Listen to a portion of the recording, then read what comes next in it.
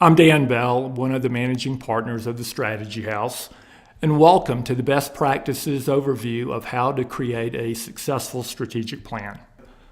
We'll cover what a strategic plan is for, the parts, typical timeline, and the inputs. In addition, we'll talk about the process and the outputs. For more detailed information, you can check out our webcast that goes into even more specifics. Here's a very simple equation that shows what drives the strategic plan's success. Success is determined by the quality of the plan itself, the resources available for the plan, and most importantly, the execution of the plan.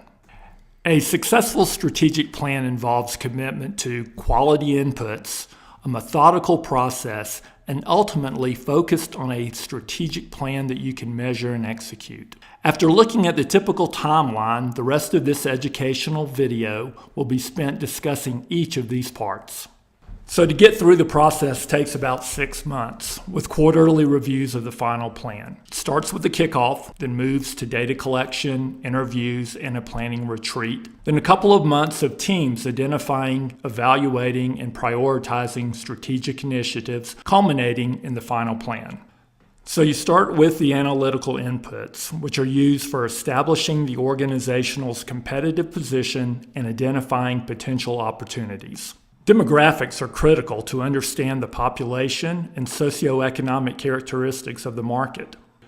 You need to look at broad industry-wide trends and their potential impact on the organization.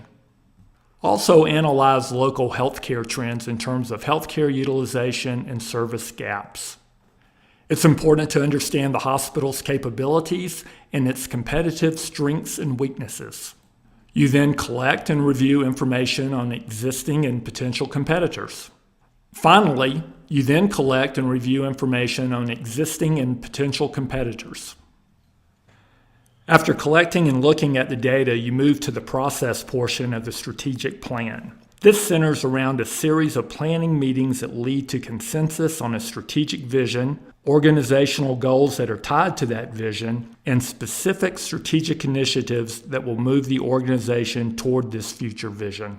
The executive team is comprised of the senior leadership and is responsible for reality testing of the plan's outputs and general feedback. The executive team helps keep the process grounded in reality.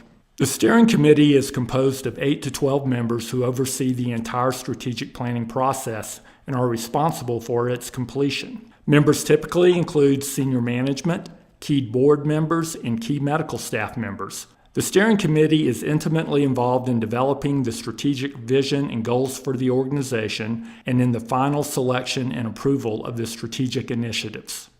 Work teams are the workhorses of the strategic planning process and are charged with identifying, evaluating, and recommending strategic initiatives to the steering committee. Work teams can be comprised of senior management, key departmental and service line staff, and selected medical staff. So the output that is created during the process should include a strategic vision for the future, which encapsulates the organization's aspirations, measurable goals with which the organization can benchmark the strategy's success, specific strategic initiatives that will move the organization towards its desired vision, and most importantly, a plan and process to successfully execute these initiatives. Best practice for vision is to look out about 10 years and vividly describe that desired future. The goals then tie back to and support that overall vision. Most importantly, they need to be measurable. That means tying to revenue and market share, margins and profitability, facility leadership, and medical staff targets, technology, patient satisfaction scores, and clinical quality. Strategic initiatives are the specific endeavors that the organization chooses to pursue and focus its resources to achieve its vision and goals. Strategic initiatives are typically limited to approximately 6 key initiatives that can be implemented in 12 to 36 months. This is an example of how you evaluate strategic initiatives based on the organization's current knowledge and skill set, the potential financial performance of the initiative, and its resource requirements. Thanks for taking the time to view this best practices video.